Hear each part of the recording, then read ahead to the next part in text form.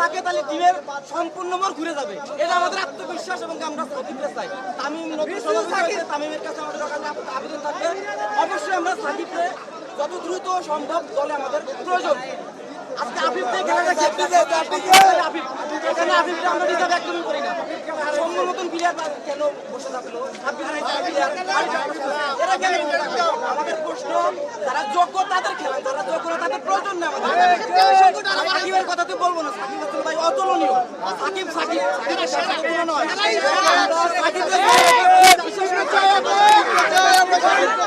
অবশ্যই সম্মুখে দরকার।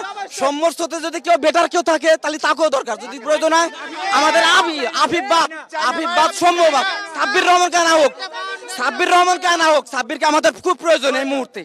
তখন তার মধ্যে একটা প্লেয়ার দলের বাইরে আছে, এটা বাংলাদেশের জন্য খুবই দুঃখজনক বিষয়। বাংলাদেশের বিশ্বকাপ খেলার সংখ্যা আসলে আছে কিনা এটা বলা যাচ্ছে না, কারণ সামনে যেহেতু ম্যাচ আছে, ঠিক আছে, যদি প্লেয়ার রিপ্রেজেন্ট করতে পারে তাহলে সম্ভাবনা আছে, আর যদি না পারে তাহলে একদমই সম্ভাবনা নাই। কারণ এই প্লেয়ার দিয়ে বিশ্বকাপ স্কোয়াড যদি যায়, পুরো বাংলাদেশে এমনিতে তো মনে করেন যে মাথা হেয় করতেই আছে বিশ্বের কাছে, এরপরে মনে করেন যে মাথা নত করেই আসবে। এদের দিয়ে কোনো কিছু আশা করা যাবে না।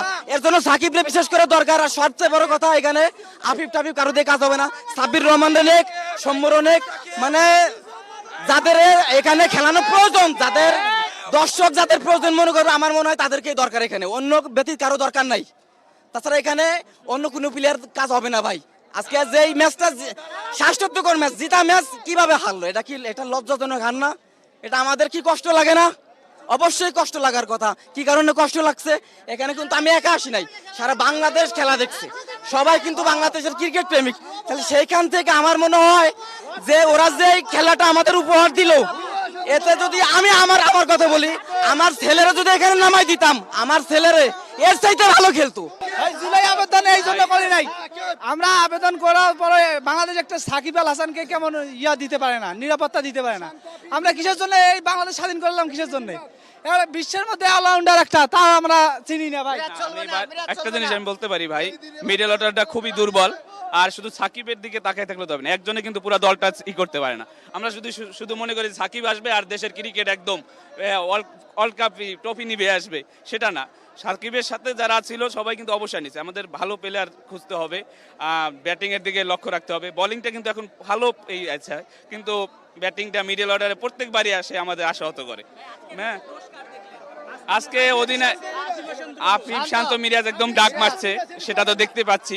আর দ্বিতীয় কথা হচ্ছে যে অধিনায়ক মিরাজ ভাইয়ের আসলে আমি সেরকম একটাই দেখতে পাচ্ছি না, তার অভিজ্ঞতা নাই, আর তার মানে ওইভাবে কোনো কন্ট্রিবিউশন আমি দেখতে পাচ্ছি না। হ্যাঁ, ছিলই না তার। মিরাজকে যে পজিশনে নামানো হয়েছে, ম্যাচটা তখন অত্যন্ত সহজ ছিল। আফিফ হোসেন ধ্রুব যাচ্ছে তাই বাজে ব্যাট করেছে। সে যদি সিঙ্গেল খেলেও ম্যাচটা যদি বের করতে চাইতো তাহলে বের করে যেত। এরপরে আসলো ক্যাপ্টেনের মৌলিক দায়িত্ব ছিল তাকে সূক্ষ্মভাবে ম্যাচগুলোকে সহজ করে নেওয়া, তার অপোনেন্টকে তাকে আরো বেশি সুযোগ দেওয়া, শেষ পর্যন্ত ম্যাচটাকে সে টেনে নিয়ে যাওয়া। কিন্তু সে ম্যাচটাকে আরো কঠিন করে দিয়ে গেল, অনেক বল খেয়ে সে ম্যাচটাকে কঠিন করে দিয়ে গেছে। একজন ক্যাপ্টেনের কাছে এরকম আশা করা যায় না কখনো। বাংলাদেশের ক্রিকেটের উন্নতি করতে হলে ক্যাপ্টেন্সিকে পরিবর্তন করাতে হবে। আগামী বিশ্বকাপ যদি ভালো করতে চাই, দলটাকে আবার ভালো মতো ভেঙে সাজাতে হবে। ক্রিকেটের ভিতরে কোনো রাজনীতি না আনাটাই সবচেয়ে বেটার।